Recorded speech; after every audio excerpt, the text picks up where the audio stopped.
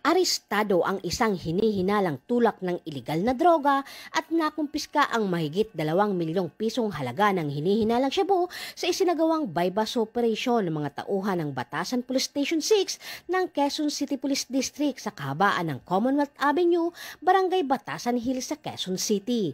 Kinilala ang sospek na si alias Sakalia, 54 anyos at residente ng Taguig City.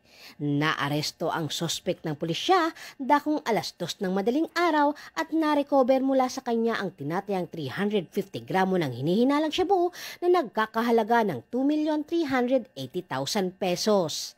Nakumpiska rin ang iba pang bagay na ginamit ng nasabing sospek.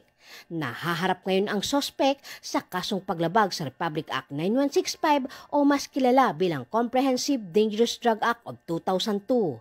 Patunay lamang ito sa masigasig na pagsusumikap ng pambansang pulisya na supilin ang ilegal na droga at sugpuin ang kriminalidad sa bansa upang tiyakin ang kaligtasan ng bawat mamamayan.